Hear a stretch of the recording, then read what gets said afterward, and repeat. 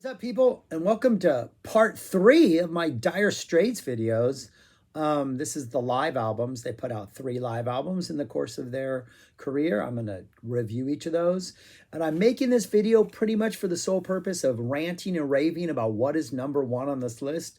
I am one of those people, and there are more of us out there, I've discovered, who think that the one that is number 1 on this list is one of the best live albums ever. I am one of those people who think that. Sadly, as I just discovered, like last week when I did the Dire Straits first video, it's no longer out there on streaming. They seem to have removed this album, which is a crying shame because it really is one of the best live albums ever, in my estimation. And we'll get to that. But yeah, that's it. 3 albums. It's going to be a short little video. I started this channel to do all things Zappa. The Brecker brothers played with Zappa and Dire Straits. Mr. Sting performed with both. Who else? Tony Levin didn't play with Zappa, but he played with Baloo, and Baloo was in Zappa's band, all that kind of stuff. So anyways, that's it. Yeah, if you want to know other thoughts about their studio albums or their songs, I have other videos, the previous 2 that have been published. But now let's get on to number 3 of what I am now realizing are 3 actually kind of decent live albums. But yeah, let's get on to number 3 right now. Number 3 is 1993's, right? 93's. I can never remember the name of this. On the Night, the tour document of their On Every Street final last tour. Yeah, this came out in 93. And my main problem with this is I had not listened to this in a super long time, and I revisited it last week when I was doing the Dire Straits video, and I decided, one, I wanted to praise Alchemy, but I also wanted to sort of like give this kind of its due props because I think it's a better album than people give it credit for, mainly because Dire Straits does not just go out there and like replicate the studio versions of their songs live. They're not jamming. It's not a jam band, but each song almost has like a little prelude or like opening segment that's not part of the studio. There's a lot of songs that have codas. Some of them have like breaks in the middle with extra solos. On this album, those breaks in the solos are not necessarily a good thing, and they hurt what for me could be 2 of the highlights of this album. But I really think, like, I admire this album. I respect this album. I love what this band does when they go out there and like sort of try to not necessarily reinvent the wheel, but they do add a little extra flavoring or a little like side dish to the meal to make each song a little more interesting. My complaint with this album is 1, 2, like almost all of the songs are from the last 2 albums, Brothers in Arms and On Every Street, which were the bottom 2 on my list of the studio albums. To give away that video, my bad. And the 2 songs not on that album, only 2 songs not on that album, both contain something that makes me go, ugh, it hurts. It hurts right here in my heart, and it hurts my ears too. But anyways, and also the sound, also like on Alchemy in particular, not on the second album on this one, give that away.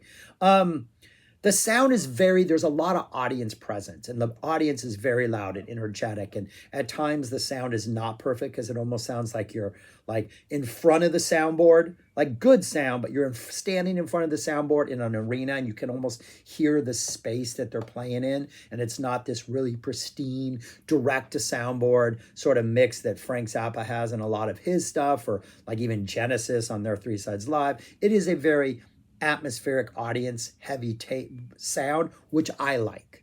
I don't think it detracts from the music, and I think it very much enhances the concert experience. 10 tracks on here.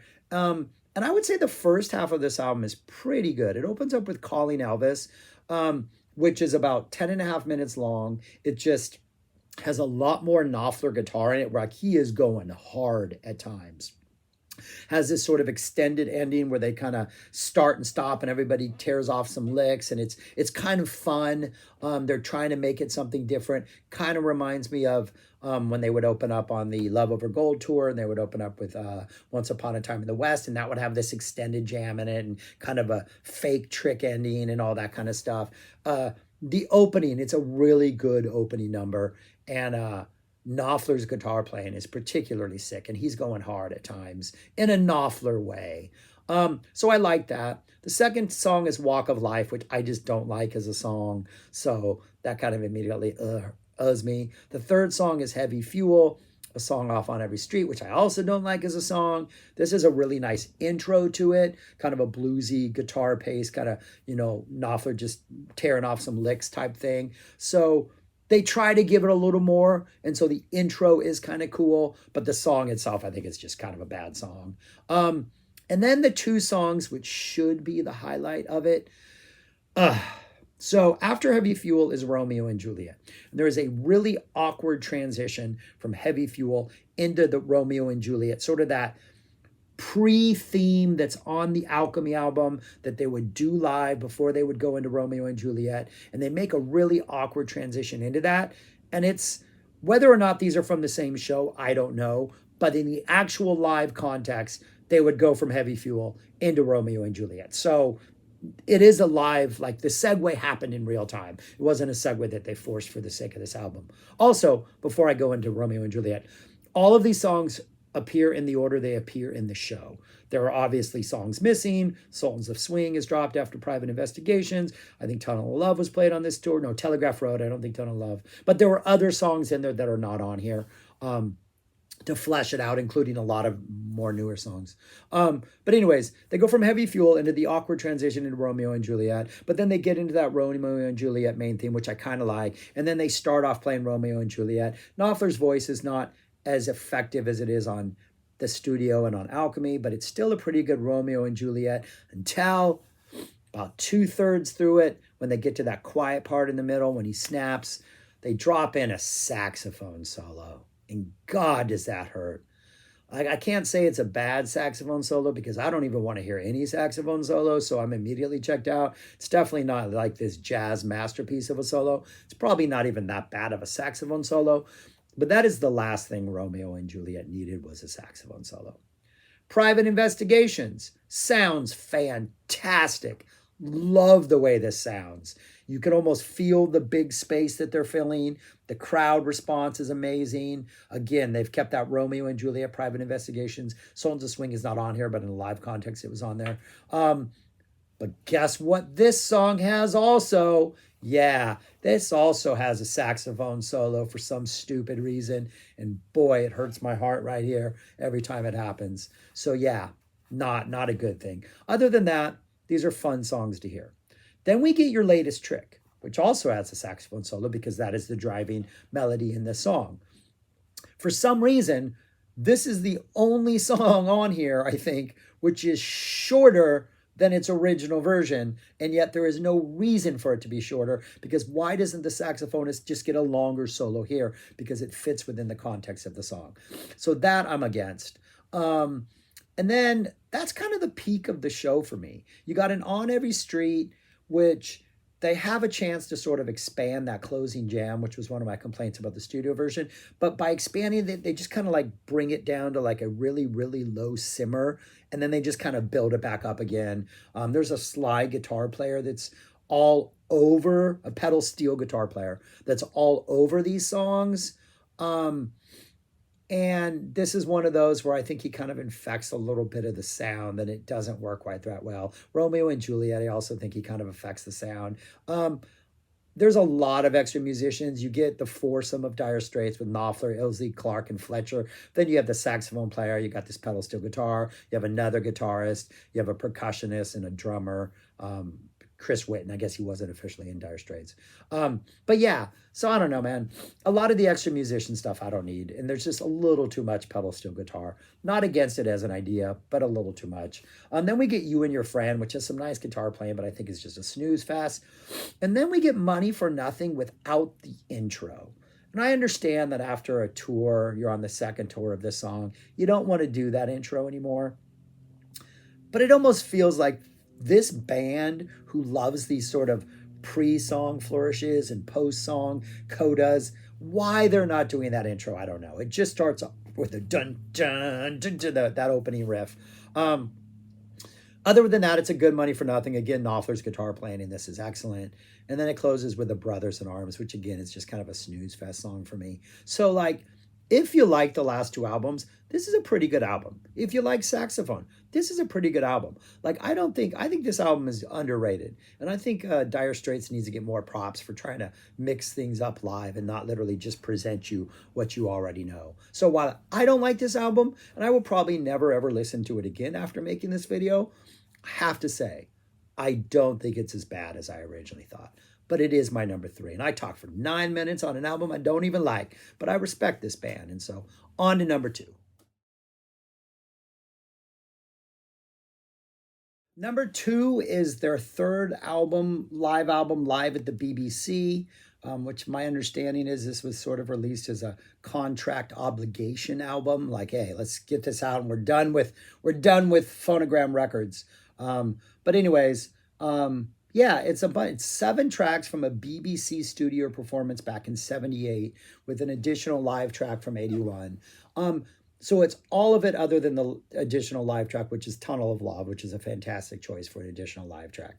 They're all from the first album. And the first album was one of those, like there's out of the 6, it was in the bottom half for me. It was number 4. But the versions of these songs, while not dramatically different, sound so much better, particularly because the bass sounds so strong and so forceful and just has so much more punch than it does on that original album. It is essentially the BBC stuff is just that core band with both Knopflers, Ilse on bass, Withers on drums, and then the last track you have Clark and Hal Lindis for the Tunnel of Love track. But it's just really good stuff. Opening down to the Waterline, which is probably one of the ones that maybe sounds most like the original. Then you get Six Blade Knife, which I think sounds better than this and not on the original. Water of Love, a song I don't like, but this one has a little more oomph to it. Wild West End sounds fantastic. Sultans of Swing, fantastic, especially with that bass punch in there.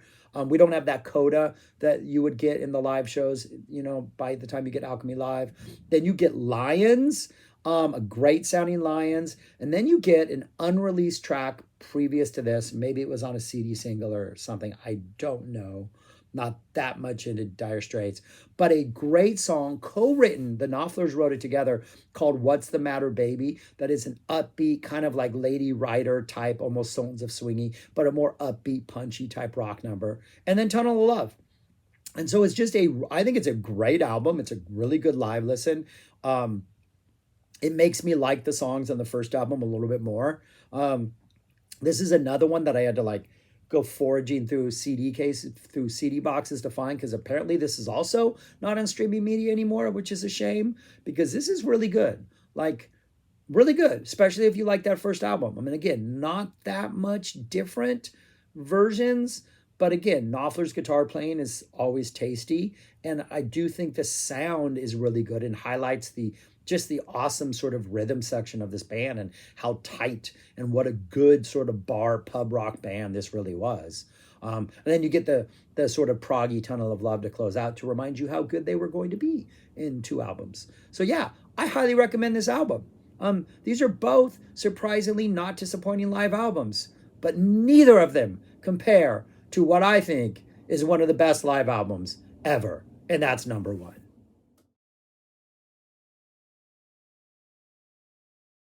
Number 1 is Alchemy Live. Absolutely one of the best live albums ever. This came out in 1984, was recorded in 1983 on the Love Over Gold tour. The LP and the CD release, CD was 2 discs, LP was 2 vinyl pieces. When they released the CD, they swapped the order and added a bonus track.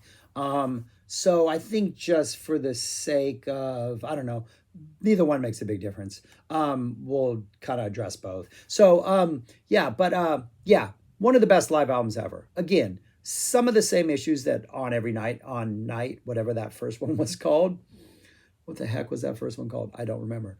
But anyways, again, audience presence, loud. It does sound like you're maybe in front of the soundboard, so the sound is excellent, but you can hear the size of the room, you can hear the audience. I like that. This audience loves them some Dire Straits, and they react strongly to everything. And it is just, the energy is palpable on this release. But what they do for almost every song, I think there were maybe 3 songs which don't have some sort of either intro or coda or extended thing in the middle, is they loosen up these songs. And while they were essentially playing the same set list night after night after night, right?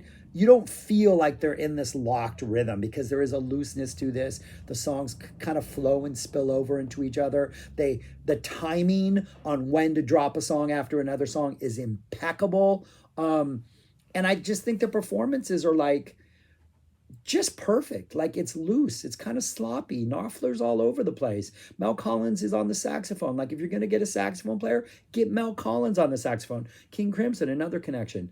Yeah, it's just perfect. So we'll go CDs. Since that's probably more likely what people are going to get. The first CD, all of it opens up with Once Upon a Time in the West.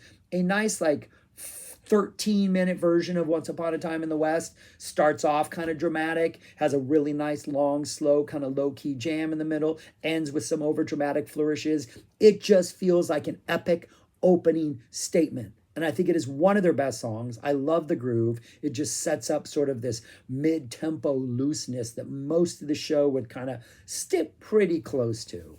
The LP follows with Romeo and Juliet, which is just beautifully played, has a nice little like keyboard-led kind of intro before Knopfler starts playing like the main part on the acoustic guitar and the audience goes crazy. A nice snap in the middle. The CD has Espresso Love next, which in order to make it work on the CD, my only complaint is they fade out the audience noise on Once Upon a Time, and then Espresso Love kind of starts off, cold. That obviously they had a continuation of audience noise on the LP, and I prefer that better, but minor complaint. Espresso Love is just high energy. That's one of those that pretty much sounds like the Making Movie version. And then, so on the LP, you get Once Upon a Time in the West, Romeo and Juliet. Side 2 opens up with Espresso Love. The CD, you get Once Upon a Time in the West, Espresso Love, Romeo and Juliet, and then they drop a Love Over Gold right there after Romeo and Juliet, which is a nice little treat. Kind of just mixes things up, but I don't think it's essential. I do think the album, the vinyl sequence is better, just for the record, but they're both near perfect live albums. Nothing changes from here on out. Everything else is the same. We get a Private Investigations, which just sounds amazing, pretty much played straight. And then Sultans of Swing to close out side 2, CD 1. 2 really good things about this. After they finish Private Investigations, kind of goes, the music stops, the crowd goes crazy. Knopfler's like, thank you very much, thank you. He like acknowledges the crowd and the crowd roars even more. And right when that second crowd swell comes, you hear the opening intro to Sultans of Swing, and then they drop into it like just straight on, full bore, going hard. Knopfler's first amazing lick is like, like he's just like picking mutant at the same time. It's like scraping against the strings, and right away you're like, oh, this is something special. This is just magic. The energy of the Sultans of Swing, the drumming by Terry Williams, the fills and the licks by Knopfler, and then there's this almost like Layla-esque coda where everything kind of slows down, kind of piano kind of takes over. Knopfler plays this sort of very repetitive, this like phrase that he just kind of repeats over and over as the energy builds and builds before he rips off like another little solo. It's just an absolute magical. It is like the Sultans of Swing to end all Sultans of Swing. Just an absolutely perfect end to the CD, perfect song. The transition from Private into Sultans is timed perfectly. Just an absolutely magical performance. And they know this. Like, I mean, they released the CD, which I guess came out, I don't know when the CD came out. But anyways, they would duplicate this sequencing, the Romeo and Juliet, Private Investigations, Sultans of Swing thing on that On Every Street tour. What do I remember the name of that on that album? And I just talked about it. But anyways, yeah, fantastic first side of music. Second side, again, here's another reason why I absolutely love this release. The first track is Two Young Lovers. Two Young Lovers was one of 4 tracks on an EP, the Twisting by the Pool EP. It is just this straight up rocker about 2 young lovers. Mel Collins is a solo on the saxophone. Hal Lindis gets a guitar solo. It's just good energy. Love the lyrics. Just a good, straightforward rocker. That ends, and we go into like this extended intro for Tunnel of Love, this like new melody, this new sort of like just vibe that kind of sets up this sort of like almost nostalgic instrumental feel, like a very Jungle Land type vibe, Springsteen type thing. Then after that, sometimes Knopfler would talk during this. He'd be like, this is about, he'd explain the song or talk about being a child or talk about the words in it and kind of give an explanation. They don't put that on the live version. On this version, they edit that out. But at one point after this goes on for like 3 or 4 minutes, it gets like a 4-minute intro. He's like, the Tunnel of Love! And the crowd goes cheering. Then they play the Carousel Waltz and they drop into it. And when they drop into it, man, it is so good. Terry Williams' drumming on this is so stupidly fantastic. Like his fills, all of his fills are just like, almost like they're gathering energy and then propelling like the song forward. It's just amazing. Like all of his fills are so perfectly in service of the song and the energy of the song. And Knopfler is obviously feeding off him. And it's just, it's a great. The drummer's ridiculous. So then we get Tunnel of Love on side 3 or the beginning of the second disc. Then we get a Telegraph Road. This played pretty straight, not much different than the studio version, but the crowd's reaction and they're singing along to this, the words and just all the dynamics work really well live. Then we get a solid rock that is a nice little intro to it before they drop into the actual song. And then another reason this is so fantastic, the whole album closes with the instrumental Going Home theme of The Local Hero. Local Hero was a movie, I want to say in the early 80s, about this guy who returns to his hometown and tries to save the town because like a water rights fight or something about big corporation coming in and ruining a small town. It is the perfect type of quiet drama that Knopfler would write the soundtrack for. And this theme is just so beautiful and it's just so uplifting. And the fact that they closed their shows with it, the fact that they included it on this album, like it just makes for such a special release, and it is such a good song, and it just is so Dire Straits Knopfler-esque, and it's just sort of the perfect cherry on what I think is one of the best live albums ever. Man, if you haven't heard this live album and you're a Dire Straits fan, you are missing out on one of the great joys in life. And that's my number 1, Alchemy Live. I think there was like a 20th anniversary release that might have had like bonus songs, right? No, there were songs from this tour that were released in other formats, right? Industrial Disease, which I hate, Twisted by the Pool, and Portobello Bell. I think they were released on like compilation albums, but they were from the same tour. But anyways, yeah, it's a perfect album, people. A perfect live album, Alchemy. And that's all I got, people. So let me know your thoughts on these live albums. Let me know if you go check them out and have differing opinions or share my opinion or like want to tell me that I got it all wrong and you're mad or I got it all right and you're happy. But anyways, who cares? Stay warm. This is the one, we don't have central heating, so we have to heat room by room and we don't spend much time in this room. So it's cold right now. So I'm gonna get warm. But thanks people for watching. Subscribe, share, like, all that kind of stuff. And more importantly, go listen to music. Go listen to Alchemy Live if you can find it somewhere, because man, it's a good album. Maybe your local library has it. The San Antonio Public Library has it, because our library here rocks. So maybe yours does too, people. Use your public library. The more you use it, the more funds they get. It's a great resource. That's it. I'm going to get off my soapbox and go listen to some music. Bye, y'all. Take care. Stay warm.